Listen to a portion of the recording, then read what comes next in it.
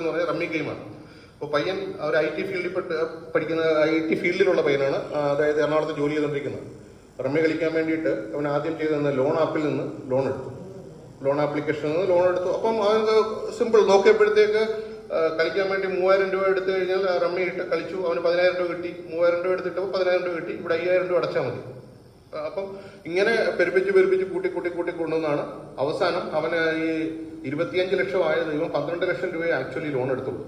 പക്ഷേ ലോൺ എടുത്ത് കഴിഞ്ഞപ്പോഴത്തേക്ക് ഇവന്റെ അമ്മയെയും ഇവനെയും ഭീഷണിപ്പെടുത്താൻ തുടങ്ങി. അതായത് നീ പൈസ തിരിച്ചടയ്ക്കണം, ഇല്ലെങ്കിൽ നീ ഇങ്ങനെ മോശക്കാരനാണെന്ന് പറഞ്ഞിട്ട് പുറത്ത് പബ്ലിഷ് ചെയ്യുമെന്ന് പറഞ്ഞിട്ട് നേക്കഡായിട്ടുള്ള ഒരു ലേഡിയുടെ ഫോട്ടോ കൂടെ ആഡ് ചെയ്ത് മോർഫ് ചെയ്ത പിക്ചറും ഇവന്റെ അമ്മയ്ക്ക് അയച്ചു.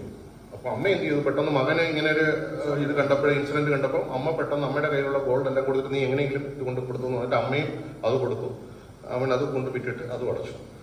ഇതെല്ലാം കൊണ്ട് അടച്ചു കഴിഞ്ഞിട്ട് വീണ്ടും ശല്യപ്പെടുത്തിക്കൊണ്ടിരിക്കുക. അവസാനം അവിടെ ഒരു ദിവസം ഒരു പോലീസുകാരൻ അവരുടെ റിലേറ്റീവ് ഉണ്ട്. അയാൾ ചെന്നപ്പോൾ അയാളോട് 2 ലക്ഷം രൂപ ഈ അമ്മ കടം ചോദിച്ചു. അപ്പൊ എന്തിനാണെന്ന് ചോദിച്ചപ്പോൾ പറഞ്ഞ ലോൺ അടയ്ക്കാൻ വേണ്ടിയിട്ടാണെന്ന് പറഞ്ഞു. അപ്പം അങ്ങനെയാണ് അയാൾ എന്ത് ലോണാണെന്ന് തിരക്കി വന്നപ്പോഴാണ് ഈ സാധനമാണെന്ന് അറിയുന്നത്. അയാൾ പെട്ടെന്ന് കംപ്ലൈന്റ് ചെയ്തു. അങ്ങനെയാണ് അത് ബ്ലോക്ക് ചെയ്തത്. അപ്പൊ റമ്മി ഗെയിമിലേക്ക് പൈസ ഇട്ട് ചിലർ അച്ചീവ് ചെയ്യുന്നുണ്ട്, ചിലർക്ക് നഷ്ടപ്പെടുന്നുണ്ട്. അതൊരു ഓൺലൈൻ ഗെയിം എന്നുള്ള ലെവലിൽ നിൽക്കുന്നുണ്ട്.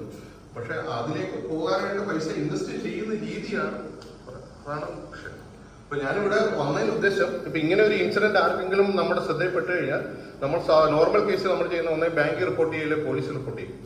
അപ്പൊ അങ്ങനെ പെട്ടെന്ന് നിങ്ങൾ ചെയ്യേണ്ട കാര്യം 1930 1930 എന്നുള്ള നമ്പറിലേക്ക് വിളിക്കുക, അല്ലെങ്കിൽ cybercrime.gov.in ആ വെബ്സൈറ്റിൽ എൻട്രി ചെയ്യുക. അതിന്റെ കാരണം എന്ന് പറഞ്ഞു കഴിഞ്ഞാൽ 24 hours വർക്ക് ചെയ്യുന്നതാണ്.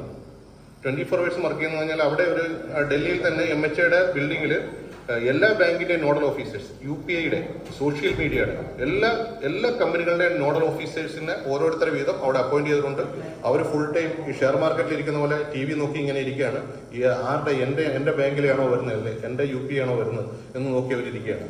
അപ്പം അത് വന്ന ഉടനെ തന്നെ അവർ അന്നേരം തന്നെ അത് ബ്ലോക്ക് ചെയ്യുന്നുണ്ട്. അപ്പൊ അങ്ങനെ റിപ്പോർട്ട് ചെയ്താൽ അന്നേരം തന്നെ പൈസ നമുക്ക് കിട്ടും.